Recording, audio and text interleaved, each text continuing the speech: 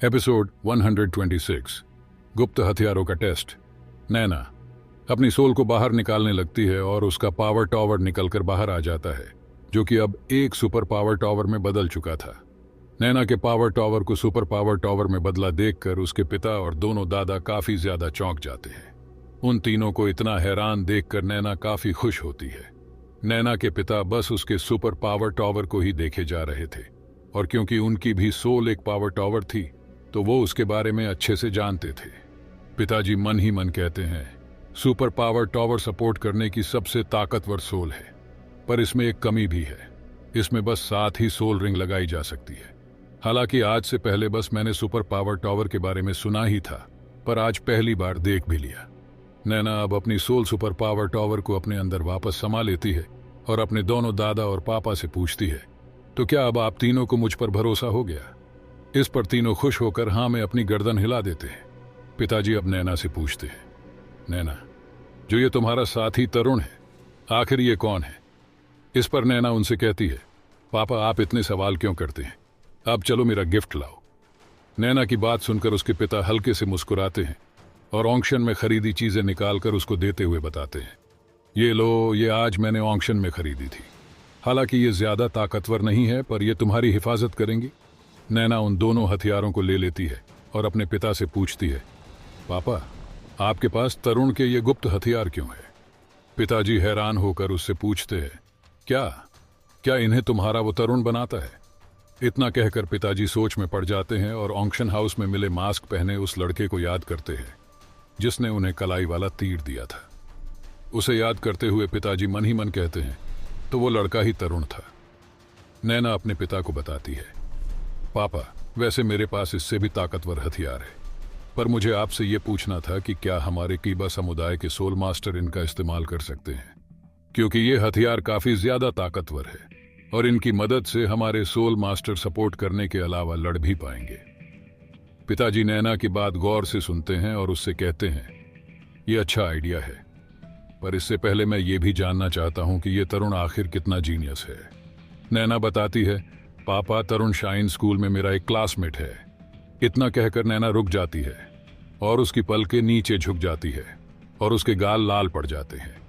नैना ऑन्स्कर को याद करने लगती है और उसके साथ बिताए पलों को, जिस वजह से उसका बर्ताव एकदम से बदल जाता है।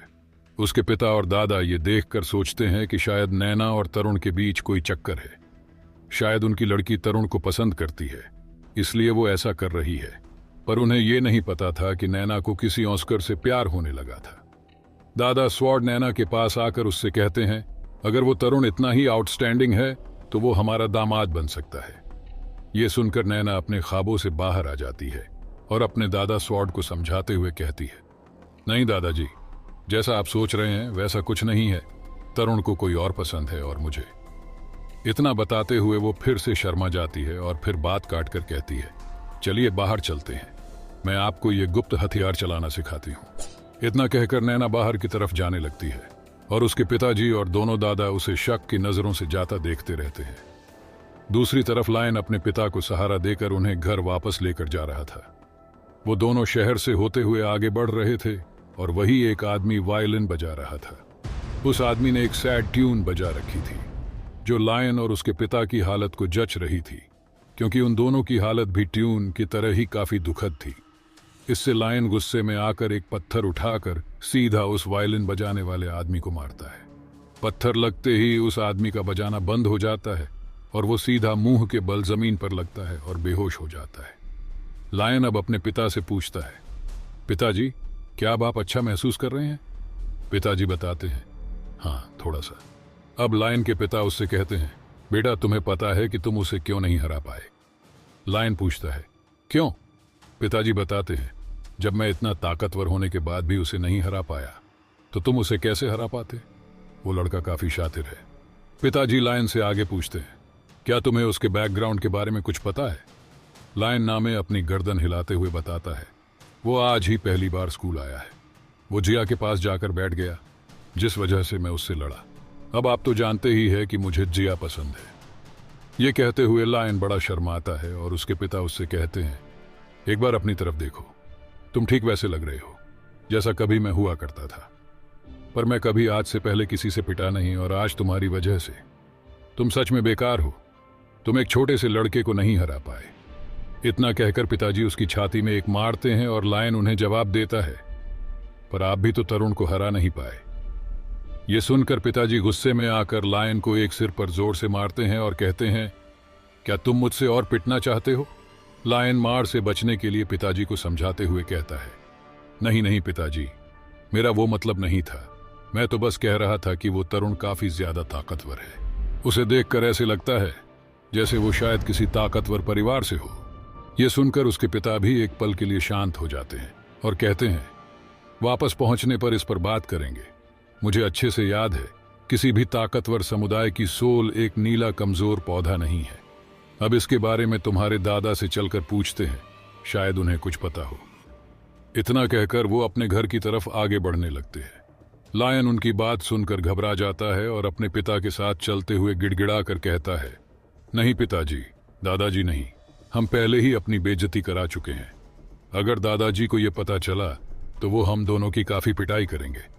अगर वो आपकी तरह मेरे स्कूल पहुंच गए तो। उसकी बात सुनकर उसके पिता रुक जाते हैं और उससे कहते हैं, क्यों, तुम्हें इससे कोई परेशानी है क्या? लायन सीधा सख्त होकर जवाब देता है, ना, नहीं, बिल्कुल भी नहीं। अब वायलिन बजाने वाले आदमी को होश आ जाता है और वो उठकर पहले लंबी सी सांस लेता है और फिर लायन और उसके पिता की तरफ देखता है, जो उससे काफी दूर निकल चुके थे। उन्हें दूर देखकर वो अपनी वायलिन फिर से उठाता है और जैसे ही बजाने की कोशिश करता है, तभी दोबारा से इतनी दूर से लायन का पत्थर आकर सीधा उसको लगता है और वो फिर से बेहोश होकर जमीन पर गिर जाता है। नैना अपने उस बड़े से आलीशान घर से बाहर आ जाती है और तरुण के कलाई वाले तीर को अपने सीधे हाथ की कलाई पर पहन लेती है। उसके पिता और दोनों दादा भी बाहर आ जाते हैं। उसके पिता अब उससे पूछते हैं, नैना, तो अब तुम इन हथियारों को चलाकर हमें कैसे दिखाओगी? इस पर नैना बड़े प्यार से अपने दादा स्वॉर्ड से कहती है, दादाजी स्वॉर्ड, इसके लिए आप क्यों नहीं आ जाते? आप सबसे ज्यादा ताकतवर है और इससे आपको ज्यादा नुकसान भी नहीं होगा। दादाजी स्वॉर्ड नैना को समझाते हुए उससे कहते हैं, बेटा, मुझे लगता है कि तुम्हारे दादा भीम ज्यादा ताकतवर है, वो ये आराम से कर सकते हैं। ये सुनकर दादा भीम की हालत खराब हो जाती है और वो गुस्से से दादा स्वॉर्ड से कहते हैं, डरपोक कहीं है, ठीक है, ये मैं करूंगा। इतना कहकर भीम दादा आगे आने लगते हैं। तभी दादा स्वॉर्ड अपना हाथ उनके आगे लाकर उन्हें रोक देते हैं और कहते हैं, क्या तुम्हें लगता है कि तुम सच में ज्यादा ताकतवर हो? चलो अब पीछे हटो, ये बच्चों का काम नहीं है।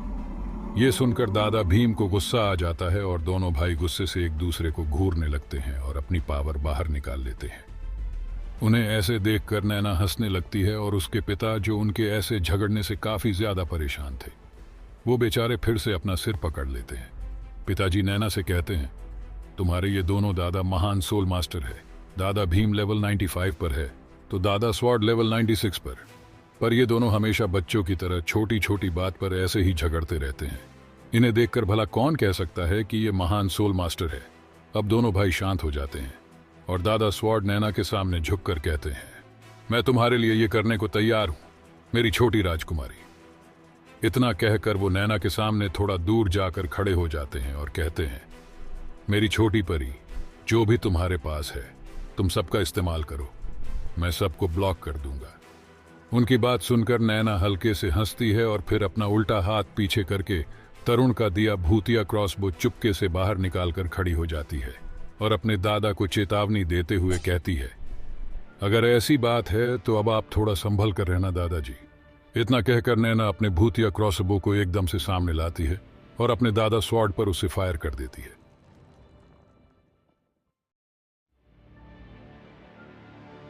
नैना क्रॉसबो से दादा स्वॉर्ड पर फायर कर देती है और तीर निकालकर तेजी से उनकी तरफ बढ़ते हैं। तभी स्वॉर्ड मास्टर अपनी पावर का इस्तेमाल करते हैं और सारे तीर उन्हें लगने से पहले बीच में से फट जाते हैं और जमीन पर गिर जाते हैं। स्वॉर्ड मास्टर को यह नाम इसलिए दिया गया था क्योंकि उनकी सोल एक तलवार थी। नैना अब एकदम से भूतिया क्रॉसबो से अपने दादा पर तीर फायर कर देती है। वो तीर काफी तेज थे और उनकी स्पीड देखकर स्वॉर्ड मास्टर अपनी पावर से अपने हाथ में तलवार बनाकर अपनी तरफ आते उन तीरों को अपनी तलवार से रोकते हैं। वो इसमें कामयाब तो हो जाते हैं, पर उन्हें संभालने में उनको काफी दिक्कत होती है और उनकी तलवार भी जोर से हिलने लगती है। अपनी तलवार को ऐसे देखकर स्वॉर्ड मास्टर मन ही मन कहते हैं, ये तीर सच में काफी ज्यादा ताकतवर है। वो ये सोच ही रहे थे कि तभी नैना गुड शॉट से उन पर हमला कर देती है। उन जहर के तीरों को अपनी तरफ आता देखकर स्वॉर्ड मास्टर अपनी तलवार को तेजी में चलाते हैं और उनकी तलवार से एक पावर निकलकर उनकी तरफ आते तीरों को नष्ट कर देती है। नैना अपने दादा स्वॉर्ड की तारीफ करते हुए खुश होकर कहती है, दादाजी आप तो सच में काफी ज्यादा ताकतवर हो। इस पर स्वॉर्ड मास्टर हंसकर जवाब देते हैं, तुम्हारे ये गुप्त हथियार भी काफी ज्यादा ताकतवर है, खासकर ये भूतिया क्रॉसबो। इसका वार काफी ज्यादा ताकतवर है। 40 लेवल से नीचे का सोल मास्टर इसका वार रोक नहीं पाएगा अगर उसे इसकी भनक नहीं हो। उनकी इस बात पर सहमति जताते हुए नैना उनकी तरफ बढ़ते हुए उन्हें बताती है, आपने बिल्कुल सही कहा, हमने इस क्रॉसबो की मदद से सोल अखाड़े में 40 लेवल से ऊपर की टीम को हराया था। नैना उनकी तरफ धीरे से बढ़ रही थी और क्योंकि उसके जूतों में भी गुप्त चाकू लगे हुए थे, वो अचानक से घूमकर बहुत तेजी से स्वॉर्ड मास्टर की तरफ वो चाकू छोड़ देती है और उसी के साथ क्रॉसबो से हमला कर देती है। इस बार स्पीड काफी तेज थी और उस स्पीड को देखकर भीम दादा भी चौंक कर कहते हैं, ये तो काफी ज्यादा तेज है। अपनी तरफ आते इन हथियारों से बचने के लिए अब स्वॉर्ड मास्टर अपनी सोल वाली उस बड़ी तलवार को निकाल ही लेते हैं, जो एकदम से उनके आगे जमीन में आकर गड़ जाती है और सारे हथियार उससे टकराकर वही जमीन पर गिर जाते हैं। नैना खुश होकर उनकी तारीफ करके कहती है, दादा स्वॉर्ड आपने तो कमाल ही कर दिया, आप काफी ताकतवर हैं। तुम भी ताकतवर हो मेरी राजकुमारी, तुमने मुझे मेरी सोल का इस्तेमाल करने के लिए मजबूत ही कर दिया। ये गुप्त हथियार सच में काम की चीज है, स्वॉर्ड मास्टर नैना से कहते हैं। नैना अब उनके पास आकर खड़ी हो जाती है और उन्हें बताते हुए कहती है, तरुण हमेशा कहता है कि गुप्त हथियारों को तब इस्तेमाल करना चाहिए जब सामने वाले को उनकी भनक तक ना हो, तभी इनका वार अच्छे से हो सकता है। नैना की पीठ पर बालों में भी एक गुप्त छोटा क्रॉसबो छुपा हुआ था और वो अपने दादा स्वॉर्ड को बातों में लगाकर एकदम से अपनी गर्दन झुकाकर उससे उनकी तरफ तीर छोड़ देती है। नैना स्वॉर्ड मास्टर के काफी करीब थी और उन्हें उसकी इस चाल के बारे में भनक तक भी नहीं थी। वो अचानक से हुए इस हमले को और अपनी तरफ आते उस छोटे तीर को अपने दांतों में भींचकर बड़ी मुश्किल से रोक पाते हैं, पर उसमें लगा जहर उनके मुंह में चला जाता है। जहर की वजह से स्वॉर्ड मास्टर को छाती में एकदम से तकलीफ होती है और इससे सब घबरा जाते हैं। नैना भी घबरा जाती है और नैना के पिता गुस्से में आकर उस पर चिल्लाकर कहते हैं, नैना अपने घुटनों पर अभी। इतना सुनते ही रोते हुए नैना अपने घुटनों पर नीचे जमीन पर बैठ जाती है। स्वॉर्ड मास्टर जल्दी से अपनी पावर का इस्तेमाल करके उस जहर को अपने अंदर से निकालने लगते हैं। नैना उनके साथ ऐसा करने के लिए काफी दुखी थी और वो अपने घुटनों पर बैठी रोए जा रही थी। तभी दादा भीम उसके पास आ जाते हैं और उसे शांत करते हुए उसके पिता को धमाका कर कहते हैं, फौजी तू ये क्या कर रहा है? इसमें इस बच्ची की नहीं बल्कि इस बूढ़े स्वॉर्ड की गलती है। ये कमजोर है और इसके लिए तुम नैना को दोष नहीं दे सकते।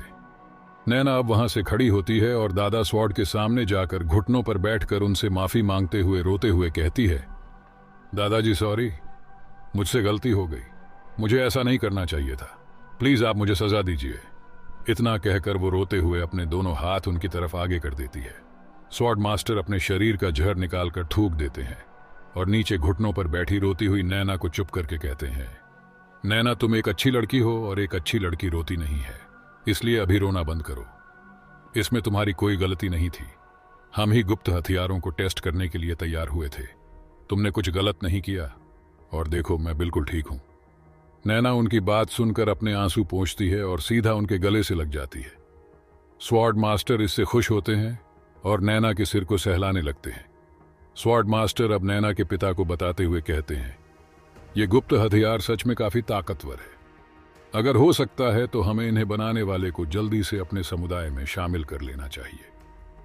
स्वॉर्ड मास्टर की बात समझकर पिताजी नैना से कहते हैं, नैना यहां जो भी हुआ उसके बारे में समुदाय में किसी को भी मत बताना और कल मैं तुम्हारे साथ तुम्हारे उस तरुण से मिलने तुम्हारे शाइन स्कूल चलूंगा। उनकी बात सुनकर नैना उनसे पूछती है, पापा अब आप मुझसे गुस्सा तो नहीं है ना? पिताजी जवाब देते हैं, मैं तुम पर गुस्सा क्यों होऊंगा बेटा, बस अभी मैं थोड़ा घबरा गया था। ये सुनकर नैना भी अब खुश हो जाती है कि उसके पिता उससे गुस्सा नहीं है और वो सब अब वापस घर के अंदर चले जाते हैं। अगली सुबह होती है और शाइन स्कूल में अपने कमरे के अंदर तरुण अपने बिस्तर पर सो रहा था।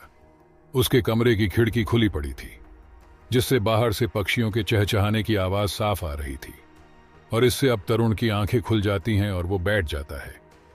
तरुण अपने शरीर में हो रहे दर्द को महसूस करने की कोशिश करता है, जो उसे कल लड़ाई के बाद से हो रहा था, पर अब उसका वो दर्द पूरी तरह से सही हो चुका था।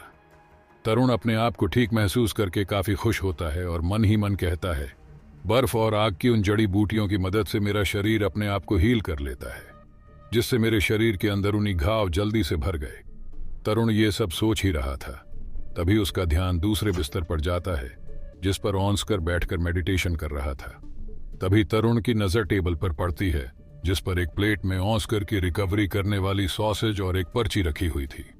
तरुण अपने बिस्तर से उतरता है और अपनी शर्ट पहनकर मेज के पास जाता है और प्लेट में सॉसेज के पास रखी पर्ची उठाकर पढ़ता है, जो जिया ने तरुण के लिए लिखी थी। पर्ची में लिखा था, तरुण अब ऑस्कर यहाँ आ चुका है और मैं अब यहाँ से जा रही हूँ। जब तुम कल सुबह सोकर उठ जाओगे तब मैं तुम्हारे पास आ जाऊंगी। तरुण ये पढ़कर मुस्कुराता है और सॉसेज खाते हुए कमरे की खिड़की से कूदकर बाहर चला जाता है और फिर स्कूल की छत पर चढ़कर मेडिटेशन करने लगता है। 1 घंटे मेडिटेशन करने के बाद तरुण अपनी पर्पल डेमन आंखों की पावर चेक करता है, जो काफी बढ़ चुकी थी। तरुण बड़े आराम से वहां से दूर पहाड़ों पर भी बिल्कुल साफ देख पा रहा था। तरुण खुश होते हुए कहता है, मेरी पर्पल डेमन आंखें अब काफी ज्यादा पावरफुल हो चुकी है। तभी उसे पीछे से जिया की आवाज आती है, जो नीचे खड़ी हुई उसे पुकार लगा रही थी। जिया को देखकर तरुण मुस्कुराता है और फिर वहां से सीधा उसके पास कूद जाता है। तरुण और जिया दोनों ही एक दूसरे को देखकर काफी ज्यादा खुश हो रहे थे। तभी जिया तरुण से पूछती है, अब तुम्हारा दर्द कैसा है?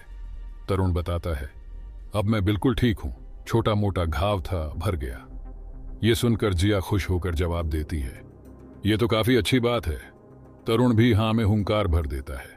तभी ऑस्कर उन्हें देखकर उनके पास आ जाता है और कहता है, अब खड़े खड़े एक दूसरे को ही घूरते रहोगे क्या? चलो नाश्ता करने के लिए चलते हैं। स्कूल के बहुत सारे बच्चे साथ बैठकर स्कूल की उस कैंटीन में खाना खा रहे थे और अब तरुण भी वहां जिया और ऑस्कर के साथ आ जाता है। तभी सभी बच्चों की नजर एकदम से तरुण पर पड़ती है और वो उसके बारे में बातें करने लग जाते हैं। अरे देखो, ये तरुण है, देखो तरुण आ गया। सब उसे ही घूरे जा रहे थे। तरुण जिया और ऑस्कर के साथ आगे बढ़ रहा था और लड़कियों और बाकी बच्चों को अपने आप को ऐसे घूरता देखकर ऑस्कर से पूछता है, ये सब आखिर मुझे ऐसे क्यों घूर रहे हैं? ऑस्कर बताता है, तुमने एक सोल किंग को हराया है, तो सीधी सी बात है कि सब तो तुम्हें ऐसे देखेंगे ही। ओहो, इन लड़कियों को देखो जो तुम्हें इतने प्यार से घूर रही हैं। कसम से मुझे तो अब तुमसे जलन हो रही है। ऑस्कर तरुण को प्यार भरी आंखों से घूरती लड़कियों को देखकर कहता है। ऑस्कर की इस हरकत को देखकर जिया उसे बताते हुए कहते हैं, अंकल सॉसेज, तुम्हें पता है सब तुम्हें तुम्हारी इन्हीं हरकतों की वजह से प्लेबॉय बुलाते हैं। ये सुनकर ऑस्कर जिया से कहता है, ज्यादा बकवास मत करो जिया, मैं बस नैना को प्यार करता हूँ। उसकी इस बात पर तरुण उसे बताता है, मेरे पास तुम्हारे लिए 2 शब्द है। ऑस्कर पूछता है, वो 2 शब्द क्या है तरुण? तरुण जवाब देता है, ईमानदार बन। ईमानदार बनूं? ऑस्कर कहता है। तरुण समझाते हुए बताता है, सही सुना, दूसरों के लिए ईमानदार बनना सीखो। शायद तुमने ये कभी महसूस नहीं किया होगा, पर नैना जिस तरह से तुम्हें देखती है वो नजर कुछ अलग ही है। अगर तुम उसके लिए वफादार रहोगे तो तुम्हें तुम्हारा इनाम जरूर मिलेगा। तरुण ने इतना बताया ही था कि तभी बाहर से एक लड़का दौड़कर वहां आता है और हाँफते हुए जोर से तरुण को आवाज लगाकर कहता है, तरुण, तुम्हें बाहर जाकर एक बार देखना चाहिए। तरुण ये सुनकर वहीं रुक जाता है और वो लड़का अब तरुण के पास आकर उससे कहता है, वो लायन है, वो फिर से वापस आ गए। उसकी बात सुनकर तरुण उससे पूछते हुए कहता है, वो फिर से लड़ना चाहता है, क्या उसका पिता भी उसके साथ आया है? वो लड़का बताता है, उसका पिता ही नहीं बल्कि इस बार उसका दादा भी यहां आया है। ये सुनकर ऑस्कर और जिया के मुंह से झट से निकलता है, ओ तेरी, उसका दादा भी आया है। ऑस्कर तरुण से कहता है, इस बार डीन और बाकी सब भी धनुष के लिए सोल बीस्ट का शिकार करने के लिए जंगल में गए हुए हैं, तो अब उसके दादा को कौन संभालेगा? ऑस्कर की बात सुनकर तरुण जिया से कहता है, जिया जाओ और मिस्टर जो को जल्दी से ढूंढो। इतना सुनकर जिया वहां से तुरंत अकाला को ढूंढने के लिए चली जाती है। जिया के जाने के बाद तरुण ऑन्स्कर से कहता है, ऑन्स्कर चलो एक बार चलकर देखते हैं। ऑन्स्कर जवाब देता है, ठीक है चलते हैं, पर उससे पहले तुम्हें ये अपने पास रखनी चाहिए, शायद इसकी जरूरत पड़ जाए। इतना कहकर ऑन्स्कर अपनी सोल पावर का इस्तेमाल करके एक सुपर रिकवरी सॉसेज बनाकर तरुण को दे देता है और तरुण उसे अपनी बेल्ट के स्पेस में रख लेता है। अब दोनों वहां से सीधा बाहर की तरफ जाने लगते हैं और बाकी बच्चे भी उनके साथ जाने लगते हैं। तरुण ने लायन और उसके पिता दोनों को ही हरा दिया था और लायन की तो अच्छे से पिटाई की थी, पर अब उसे पीटने के लिए लायन का दादा भी लायन और उसके पिता के साथ आ गया था। स्कूल के बाहर जहां लायन के पिता की वजह से बड़ा सा गड्ढा हो गया था, वहां उसी गड्ढे के पास लायन, उसके दादा और उसके पिता तीनों खड़े हुए थे। उसके दादाजी काफी जिस्से में नजर आ रहे थे और वो तीनों स्कूल की तरफ ही मुंह करके खड़े हुए थे। लायन अपने दादा को समझाते हुए कहता है, दादाजी मैं आपसे भीख मांगता हूं, प्लीज वापस चले जाइए। अगर आपने भी यहां कोई बवाल खड़ा किया तो मैं स्कूल से निकाल दिया जाऊंगा। दादाजी गुस्से में उसे धमकाकर कहते हैं, अब चुप हो जा, अगर एक बार और कुछ कहा तो तू मेरे हाथों से सबसे पहले पिटेगा। तभी तरुण वहां अपने साथियों के साथ आ जाता है। उन्हें देखकर उसका दादा तेज आवाज में पूछता है, तुम में से तरुण कौन है? तरुण अपने बाकी साथियों को हाथ करके रोक देता है और आगे आकर उन्हें जवाब देता है, मैं हूं तरुण। इस पर लायन के दादाजी तरुण को घूरते हुए उसे बताते हुए पूछते हैं, मैं तेज समुदाय का लीडर तेज प्रताप हूं, क्या कल तुमने मेरे बेटे और पोते को पीटा? तरुण जवाब देता है, हां मैंने किया।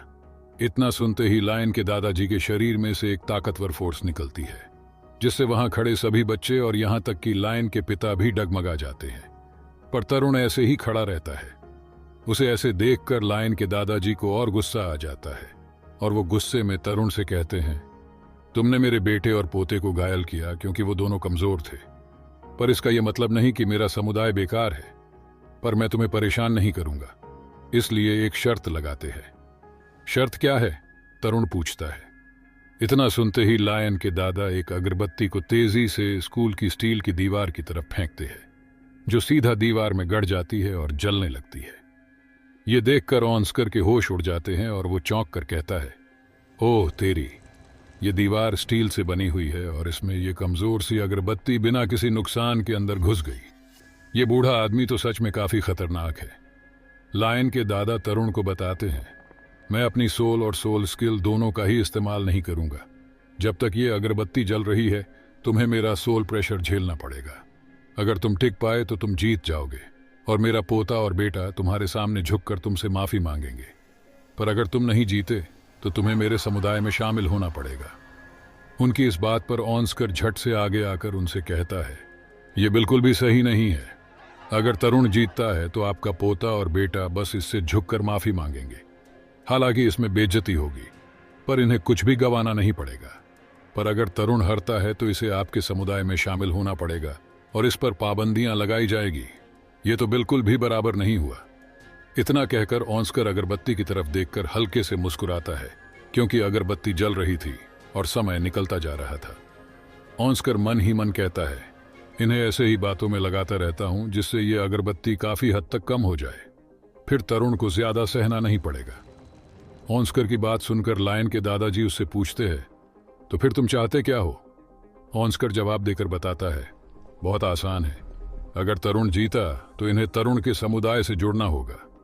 ये सुनकर लायन के दादा तरुण से पूछते हैं, ओह तो तुम्हारे पास एक समुदाय भी है? तरुण बताता है, हाँ मैं मान समुदाय से हूं। यह सुनकर दादाजी मन ही मन कहते हैं, मान समुदाय, मैंने तो कभी इसके बारे में पहले नहीं सुना, शायद ये कोई छोटा समुदाय होगा। इतना सोचकर दादाजी सहमति देते हुए कहते हैं, ठीक है, अगर मैं हारा तो मेरा पोता और बेटा दोनों तुम्हारे समुदाय में शामिल हो जाएंगे। उनकी सहमति जानकर ऑन्स्कर तरुण से कहता है, तरुण, मैं जो कर सकता था मैंने किया, अब तुम्हारी बारी है। अब क्योंकि उनमें लड़ाई नहीं हो रही थी तो तरुण लायन के दादाजी को स्कूल में अंदर चलने के लिए इशारा करता है और वो तीनों स्कूल में अंदर की तरफ जाने लगते हैं। उनके पीछे पीछे तरुण और बाकी सब भी स्कूल में अंदर जाने लगते हैं। स्कूल की बिल्डिंग के बाहर ही बड़े बड़े पिल्लरों का एक गोल चक्र बना हुआ था और उसी के बीच में लायन के दादाजी और तरुण खड़ा हुआ था। स्कूल के बाकी बच्चे उनके चारों तरफ खड़े होकर उन्हें ही देख रहे थे। तभी लायन के दादाजी, जो अभी अपनी आंखें बंद करके खड़े हुए थे, वो अपनी आंखें खोलते और एकदम से उनके शरीर में से एक ताकतवर फोर्स निकलती है, जिससे आसपास खड़े बाकी बच्चे हवा में उड़कर पीछे जाकर गिरते हैं। तरुण भी बड़ी मुश्किल से उसे संभाल पाता है। ये देखकर लायन के दादाजी मन ही मन कहते हैं, इस बच्चे ने दोबारा मेरी फोर्स को सहन कर लिया। ये जरूर लेवल 37 से ऊपर हो सकता है, पर अगर ऐसा है तो अब मजा आने वाला है। इतना सोचते हुए लायन के दादाजी बड़ी जोर से हंसने लगते हैं। उनका वो फोर्स काफी ज्यादा ताकतवर था और उसकी ताकत महसूस करके तरुण मन ही मन कहता है, मैंने टाइटन स्कूल में उसके प्रेसिडेंट जयंत सिंह का प्रेशर झेला था, पर उनका प्रेशर किसी हवा के बहाव जैसा था, जबकि लायन के दादा की फोर्स उनसे भी ताकतवर है, जैसे किसी बाढ़ का बहाव हो। ये कोई महान सोल मास्टर तो नहीं है। तरुण इतना सोच ही रहा था, तभी लायन के दादा अपनी गॉड फॉर्म में आ जाते हैं। गॉड फॉर्म का मतलब था कि कोई भी महान ताकतवर सोल मास्टर भगवान की तरह ही अपनी एक दूसरी बड़ी आत्मा बना सकता था, जो उसके शरीर के ठीक पीछे बनती थी, और वो जो करेगा उसका वो रूप भी वैसे ही करेगा। उसकी उस फॉर्म को देखकर वहां खड़े सभी बच्चे, यहां तक कि तरुण भी थोड़ा घबरा जाता है। जिया अकाला का हाथ पकड़े उन्हें जल्दी से उस तरफ लाते हुए कहती है, आप जल्दी चलकर उन्हें रोको। अकाला भी जल्दी से उसके साथ वहां आ जाते हैं, पर जब आकर वहां का नजारा देखते हैं तो उनके मुंह से सीधा निकलता है, अब तो काफी देर हो गई बच्ची, अब तो बस मुकाबला खत्म होना का ही इंतजार कर सकते हैं। लायन के दादाजी तरुण के ऊपर अपना प्रेशर डालना शुरू कर देते हैं और तरुण जल्दी से अपनी जड़ों को बाहर निकालकर अपने ऊपर एक बहुत बड़ा मजबूत जाल बना लेता है, जिससे वो उनके प्रेशर को झेल सके। अकाला भी ये देख रहे थे और वो जिया से पूछते हैं, वैसे तरुण इससे क्यों लड़ रहा है? जिया उनकी बात सुनकर उन्हीं से पूछती हैं, क्या आप लायन के दादा को जानते हैं? अकाला जवाब देते हुए बताते हैं, हाँ, मैं इसे जानता है। कभी गलती से मैंने इसके चेलों को पीट दिया था, तब इसने मुझे बहुत पीटा और इसी की वजह से मैंने फरहान के साथ जुड़कर शाइन स्कूल बनाया। उनकी बात सुनकर जिया चौंक कर उनसे पूछती है, ये बूढ़ा आदमी आपसे ज्यादा ताकतवर है? अकाला जवाब देते हैं, हाँ, ये 80 लेवल से ऊपर का सोल मास्टर है। मैं किसी भी महान सोल मास्टर से लड़ सकता हूं, पर इसकी ताकत इतनी ज्यादा है कि ये बहुत सारे महान सोल मास्टरों से भी ज्यादा ताकतवर है। लायन के दादा के बड़े वाले रूप का हाथ तरुण की जड़ों से बने जाल के ऊपर था और उसके जाल को नीचे की तरफ दबाए जा रहा था। तरुण जाल के अंदर था और प्रेशर उसे भी महसूस हो रहा था। तभी प्रेशर की वजह से तरुण की जड़ों का जाल टूटकर बिखर जाता है और तरुण सीधा घुटनों के बल जमीन पर गिरता है। ये देखकर जिया घबरा जाती है और लायन के दादा खुश होकर हल्के से मुस्कुराते हैं। तभी तरुण दोबारा से खड़े होने के लिए अपनी सोल बोन को बाहर निकाल लेता है और मकड़ी की 8 टांगे उसकी पीठ से निकलकर जमीन में गड़ जाती है और तरुण उनकी मदद से खड़ा होने लगता है। तरुण की सोल बोन देखकर लायन के दादाजी चौंक कर कहते हैं, इसके पास एक सोल बोन है, वो भी एक अटैचड सोल बोन। ये बच्चा सच में काफी टैलेंटेड है, पर अब जब ये इस पर आ गया है तो अब मुझे भी अपनी पर आना ही पड़ेगा। इतना कहकर दादाजी अपने उस बड़े वाले रूप से और ज्यादा फोर्स लगाने लगते हैं और वो बड़ा हाथ तरुण को दोबारा से नीचे दबाने लगता है। इससे तरुण की परेशानी और बढ़ जाती है और उसकी मकड़ी वाली टांगे भी जमीन में अंदर धंसने लगती है। ये देखकर जिया घबराकर तरुण के पास जाने की कोशिश करती है, पर अकाला उसे वहीं रोक लेते हैं। प्रेशर बढ़ रहा था और तरुण को इससे काफी तकलीफ हो रही थी, जिससे उसके उल्टे हाथ से उसकी दूसरी सोल नीला हथौड़ा बाहर आने को होने लगती है। तभी उसे अपने पिता की बात याद आने लगती है। पिताजी ने कहा था, चाहे कुछ भी हो जाए, पर किसी को भी यह पता नहीं चलना चाहिए कि तुम 2 सॉल के साथ पैदा हुए हो। अपने पिता की बात याद करके तरुण अपने उल्टे हाथ की मुट्ठी को और जोर से भींच लेता है, जिससे उसकी दूसरी सोल बाहर ना आ पाए। पर लायन के दादाजी प्रेशर बढ़ाए जा रहे थे और इससे तरुण की तकलीफ और बढ़ रही थी। उसके उल्टे हाथ पावर निकलने लगती है और तरुण को और ज्यादा तकलीफ होने लगती है, क्योंकि उसे जीतना भी था और अपनी दूसरी सोल को बाहर भी नहीं निकलने देना था। तरुण बर्दाश्त नहीं कर पा रहा था और ये देखकर लायन के दादाजी कहते हैं, हार क्यों नहीं मान लेते बच्चे? तरुण तेज आवाज में जवाब देता है, बिल्कुल भी नहीं। तरुण के उल्टे हाथ में पावर काफी ज्यादा बढ़ चुकी थी और अब तरुण अपने हथौड़े को बाहर निकाल ही लेता है। तभी हथौड़ा बाहर आते ही उसके ऊपर उसके पिता की झलक बन जाती है, जिसे देखकर लायन के दादाजी बुरी तरह से घबरा जाते हैं और एकदम से लायन के दादा की फोर्स टूट जाती है। तभी तरुण के सामने और आसपास काले रंग के पोर्टल बन जाते हैं, जिनमें से कुछ हथौड़े जैसी चीज निकलकर लायन के दादा को लगती है और वो पीछे हट जाते हैं। तभी तरुण के ऊपर से 7 रंगों की एक ऊर्जा आकर उसके शरीर के ऊपर गिरती है, जिससे तरुण की पावर बढ़ जाती है और तरुण बैठकर तुरंत अपनी दूसरी सोल को अंदर समाने लगता है। तरुण के ऊपर गिरती उस 7 रंग की ऊर्जा को देखकर सबका ध्यान तुरंत स्कूल की बिल्डिंग के ऊपर जाता है और जिया जोर से कहती है, ऊपर देखो।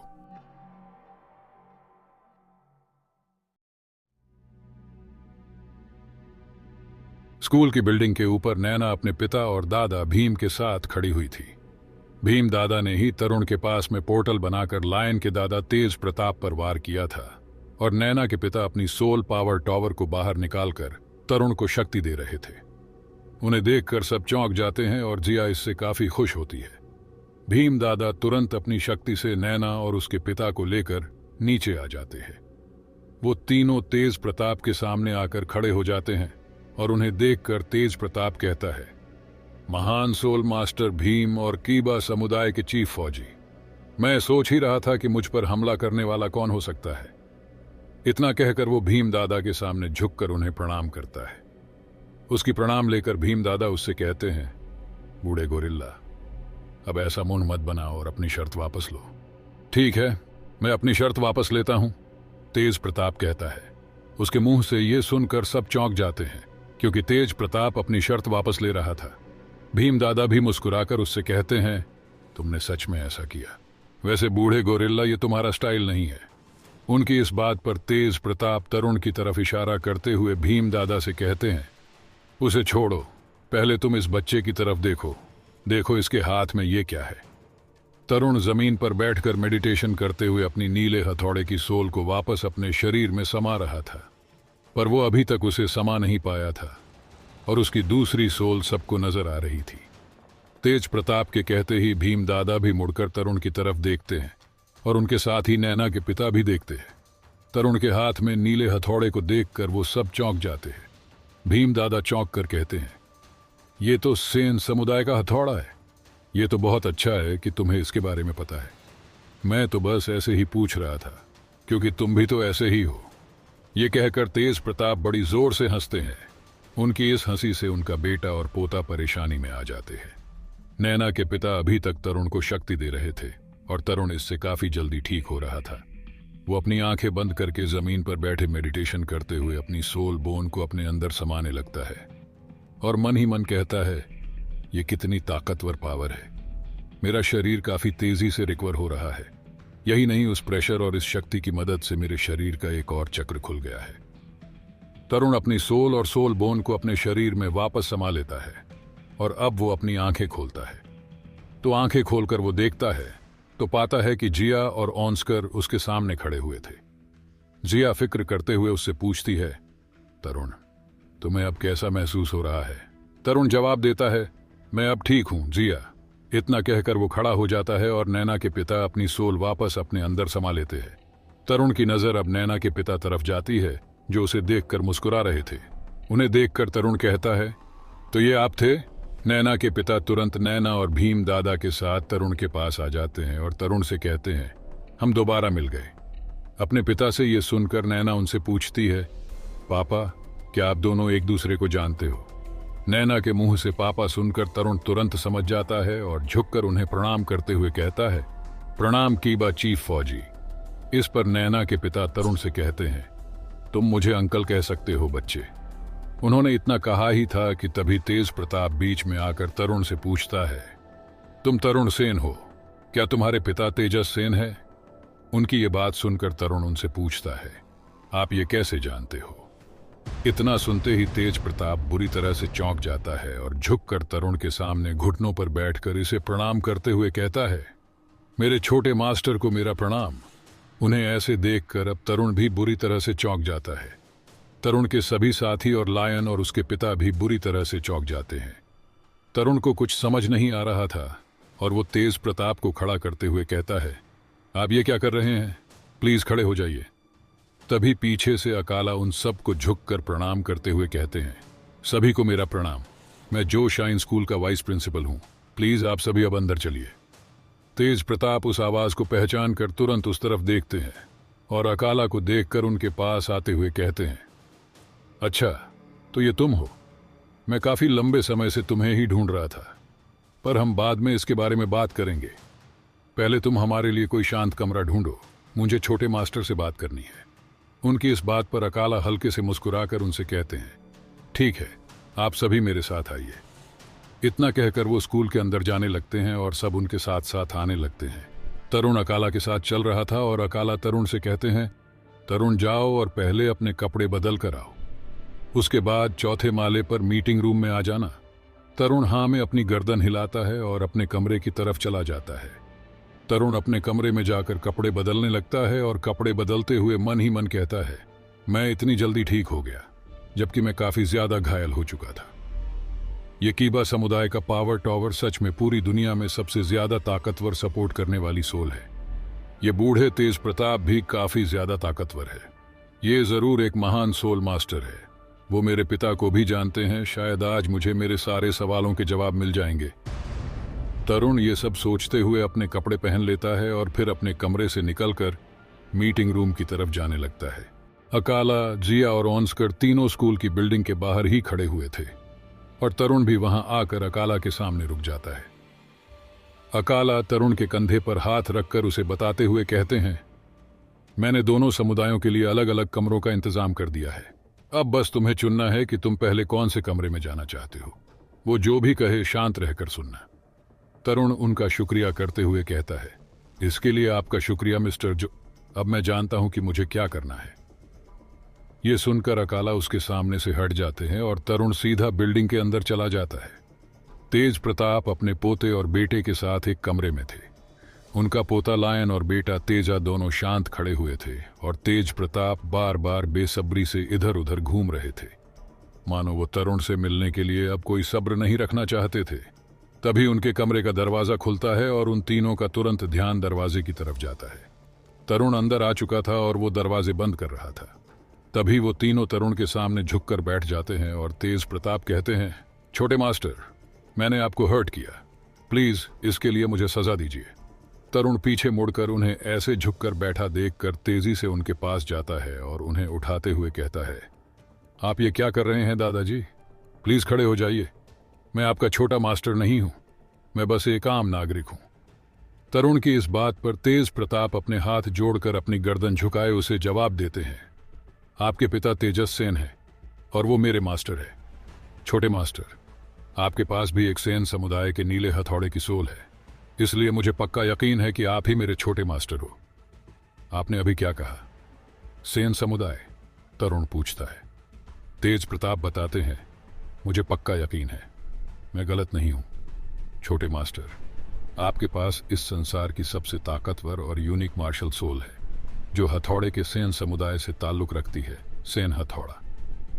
उनकी बात सुनकर तरुण अपनी हथौड़े की सोल को बाहर निकाल लेता है और हथौड़े को देखते हुए कहता है, ये सेन हथौड़ा है। इतना कहकर तरुण अपने पिता और मास्टर की बातें याद करने लगता है। उन दोनों ने ही उसे अपनी हथौड़े की सोल को छुपाने के लिए कहा था। उनकी बातें याद करते हुए तरुण मन ही मन कहता है, इसका मतलब कि मास्टर को इसके बारे में पहले से पता था, पर उन्होंने मुझे इसे छुपाने के लिए क्यों कहा? तरुण अब अपने सामने खड़े लायन के दादा तेज प्रताप से कहता है, क्या आप मुझे बता सकते हैं कि मेरे पिता आखिर कौन है? तरुण की बात सुनकर तेज प्रताप चौंक कर तरुण से पूछते हैं, क्या मेरे मास्टर ने तुम्हें कुछ नहीं बताया? तरुण ना में अपनी गर्दन हिला देता है और ये देखकर तेज प्रताप सोच में पड़ जाते हैं और फिर थोड़ा दूर जाकर खड़े होकर तरुण से कहते हैं, छोटे मास्टर, क्या तुम मेरे मास्टर के साथ बिताए अपने पल्लों के बारे में मुझे बता सकते हो?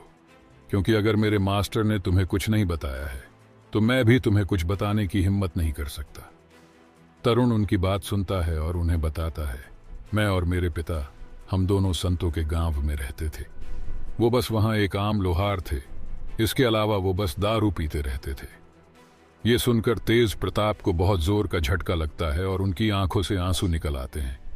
अपने आंसू पोंछते हुए वो कहते हैं, एक लोहार और दारू, मेरे मास्टर ने अपना ये क्या हाल बना लिया, जबकि पहले वो। इतना कहकर तेज प्रताप रुक जाते हैं और काफी ज्यादा दुखी हो जाते हैं।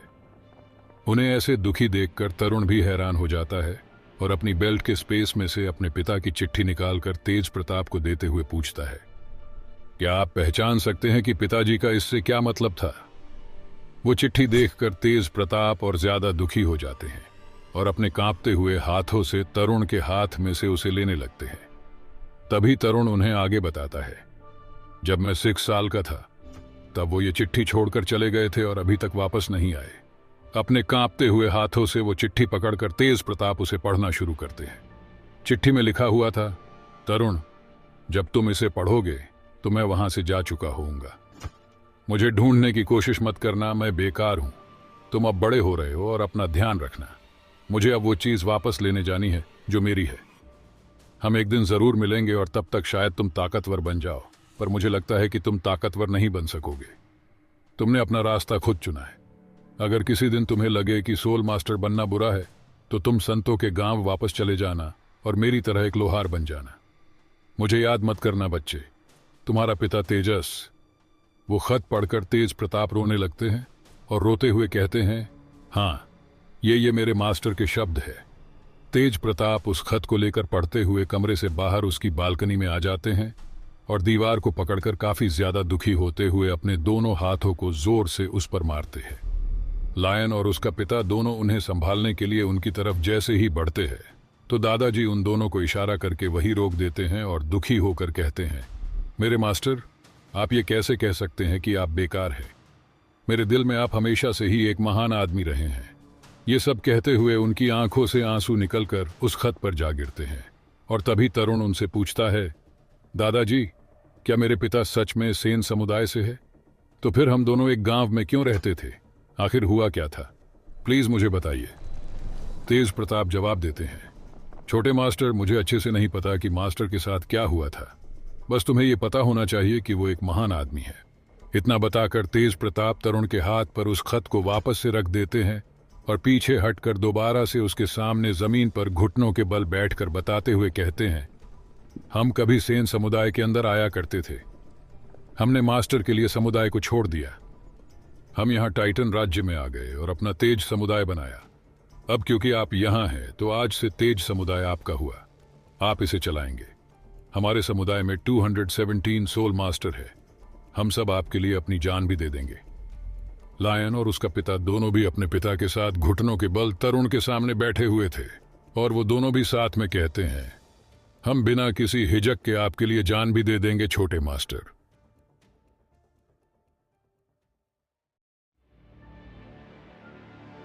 लायन और उसके पिता अपने पिता तेज प्रताप के साथ जमीन पर घुटने टेके तरुण के सामने बैठे हुए थे और ये तरुण को बिल्कुल भी अच्छा नहीं लग रहा था कि उसके पिता और दादा समान इंसान ऐसे जमीन पर उसके सामने बैठे हैं। तरुण उन्हें उठाते हुए कहता है, आप लायन के दादाजी हैं और मैं उसका क्लासमेट हूं। मैं उम्र में इससे भी छोटा हूं। आप इसके दादाजी हैं तो आप मेरे भी तो दादाजी लगे। तो अगर आपको कोई परेशानी नहीं हो तो क्या मैं भी आपको दादाजी बुला सकता हूं? तरुण की इस बात पर दादा तेज प्रताप थोड़ा हिचकिचाते हुए कहते हैं, लेकिन वो इससे आगे कुछ कहते तभी तरुण उन्हें टोक कर कहता है, आपके मन में चाहे कुछ भी हो, पर आप मेरे भी दादाजी लगते हैं, तो अब आप इसे ठुकरा नहीं सकते। आज से मैं भी आपका पोता ही लगा। अब मुझे कीबा समुदाय के चीफ से भी मिलने जाना है, तो प्लीज आप हमारी इन सब बातों को गुप्त ही रखना। मेरे बैकग्राउंड के बारे में किसी को भी पता नहीं लगना चाहिए। तरुण की बात सुनकर तेज प्रताप उससे कहते हैं, छोटे मास्टर, कीबा समुदाय के चीफ से सावधान रहना। मेरे मास्टर ने एक बार कहा था कि कीबा समुदाय का चीफ बहुत लालची आदमी है।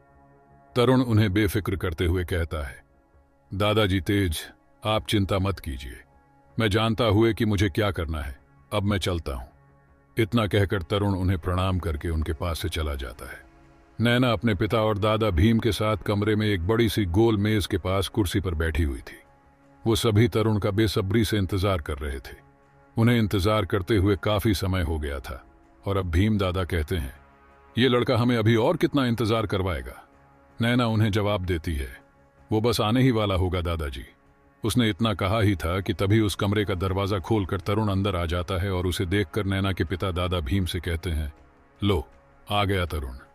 दादा भीम शक्त होकर बैठे हुए उसे घूरने लगते हैं और नैना मुस्कुराकर तरुण की तरफ प्यार से देखने लगती है। तरुण उस बड़ी सी मेज के पास आकर नैना के पिता से माफी मांगते हुए कहता है, आपको इतना इंतजार करवाने के लिए मैं माफी चाहता हूं अंकल फौजी। फौजी प्यार से मुस्कुराकर उसे जवाब देते हैं, कोई बात नहीं तरुण, प्लीज बैठ जाओ।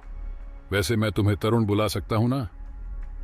तरुण कुर्सी पर बैठकर उन्हें जवाब देता है, हाँ बिल्कुल, आप नैना के पिता है और ये मेरी साथी है।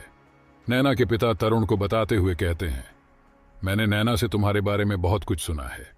इसके अलावा जब हम पहली बार ऑक्शन हाउस में मिले थे तो तुमने ऑक्शन हाउस में भी मुझे काफी ज्यादा खुश कर दिया था।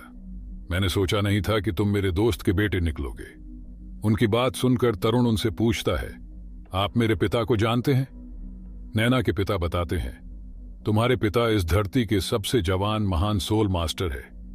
इस दुनिया में सभी उसके बारे में जानते हैं। महान सोल मास्टर, तरुण चौंक कर कहता है। इतना कहकर तरुण अपने पिता को याद करने लगता है, जो पूरे दिन बस दारू पीते रहे थे। नैना के पिता आगे बताते हुए कहते हैं, तेजस कई सालों से लापता है, मुझे पता नहीं है कि वो कहां है। तरुण उनकी बात सुनकर उन्हें बताता है, ये तो अब मुझे भी नहीं पता कि वो कहां है। वो 8 साल पहले गायब हो गए थे और आज तक वापस नहीं आए। दादा तेज प्रताप कह रहे थे कि मेरे पिता सेन समुदाय से है, तो शायद वो अब अपने सेन समुदाय में हो। नहीं, ये इम्पॉसिबल है, नैना के पिता जवाब देते हैं।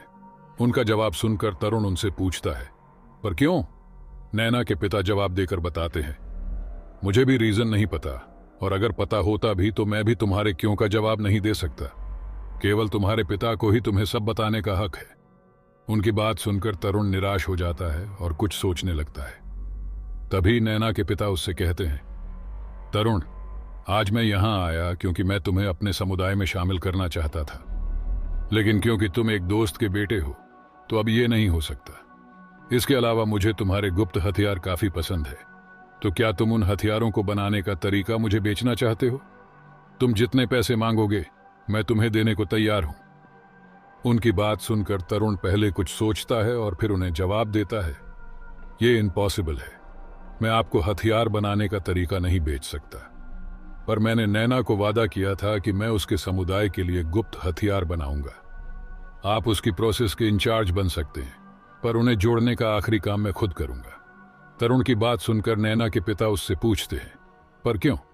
तरुण जवाब देकर बताता है, पहला, मैंने इनके तरीके को खोजने में काफी समय लगाया है, इसीलिए मैं आपको इसका तरीका बेच नहीं सकता। दूसरा, अगर मैं लोहार को सिखाना शुरू करूंगा कि इन्हें कैसे बनना है तो इसमें कुछ साल लग जाएंगे। मुझे ट्रेनिंग भी करनी है और मेरे पास सिखाने का समय नहीं है। अच्छा तो ये बात है, नैना के पिता कहते हैं। तभी तरुण उनसे पूछता है, अंकल फौजी बताइए आपको कौन सा हथियार चाहिए? नैना के पिता बताते हुए कहते हैं, मैंने नैना के पास जो हथियार थे वो देखे हैं और मुझे इसके जैसे ही सेट चाहिए। मुझे 500 सेट चाहिए और मैं तुम्हें हर एक सेट के लिए 10,000 सोने के सिक्के दूंगा।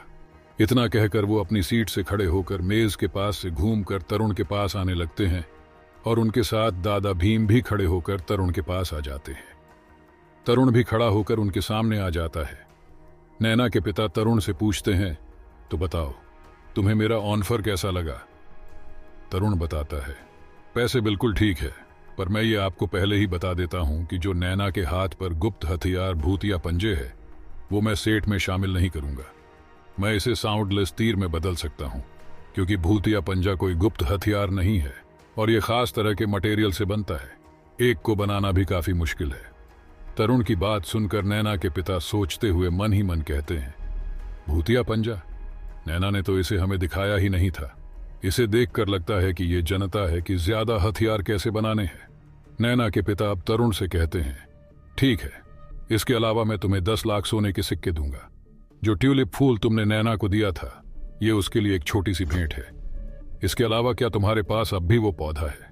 अगर है तो मैं तुमसे उसे काफी ज्यादा अच्छी कीमत पर खरीदना चाहता हूं।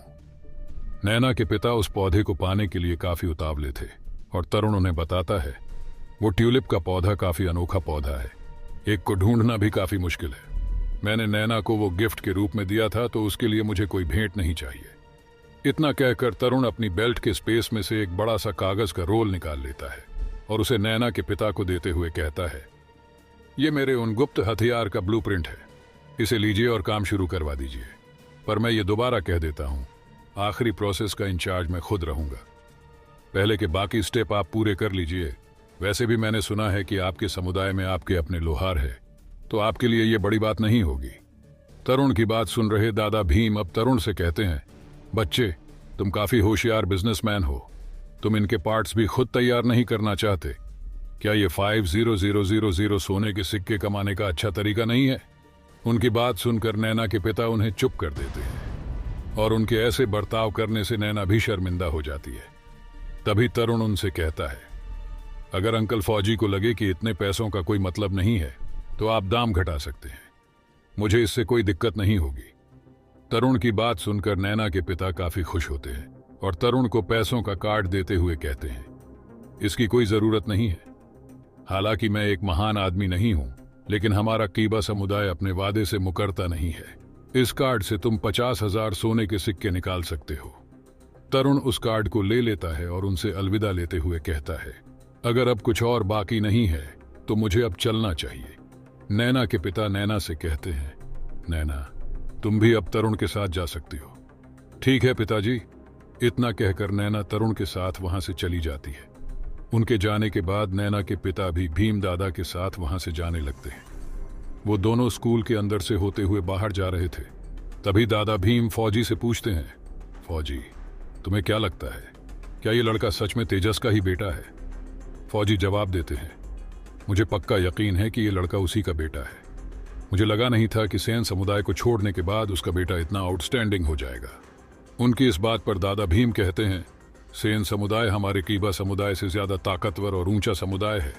अगर ये लड़का ऐसे ही आगे बढ़ता रहा तो एक दिन हमारे लिए खतरा बन जाएगा। उनकी बात सुनकर फौजी उन्हें समझाते हुए कहते हैं, अंकल भीम, ऐसा मत कहिए। हालांकि सेन समुदाय हमारे समुदाय से बड़ा और ऊंचा है, पर ऊपर बैठे तीनों लोग एक दूसरे के दोस्त हैं। हमारे पास गड़बड़ करने का कोई रीजन नहीं है। पर अगर ये लड़का एक दिन महान सोल मास्टर बन गया तो हमारा समुदाय इसका मुकाबला नहीं कर पाएगा। दादा भीम चिंता करते हुए कहते हैं। इस पर फौजी उन्हें जवाब देकर समझाते हैं, जब मैं छोटा था तब बहुत सारे सोल मास्टर अपने आप को महान साबित करने के लिए आपस में लड़ते थे, पर आजकल ऐसा नहीं होता। बदलाव आरंभ से ही चले आ रहे हैं और मुझे लग रहा है कि जल्दी ही एक ऐसा बदलाव आने वाला है जब सातों समुदायों को आपस में लड़ने की नहीं बल्कि जुड़ने की जरूरत पड़ेगी और ये लड़का उसकी डोर संभालेगा। लेकिन भीम दादा ने इतना ही कहा था कि तभी फौजी उन्हें टोक कर कहते हैं, अब आप ज्यादा मत सोचिए, हम खतरा नहीं दोस्त बना रहे हैं, चलो अब चलते हैं। इतना कहकर फौजी आगे चलने लगते हैं और भीम दादा उनके साथ साथ चलने लगते हैं। आखिर भीम दादा अभी से तरुण के होने से इतना क्यों घबरा रहे थे? क्या वो फौजी की बात समझकर शांत हो जाएंगे या तरुण के खिलाफ कुछ कदम चलेंगे? जानने के लिए जुड़े रहिए मेरी इस कहानी के साथ।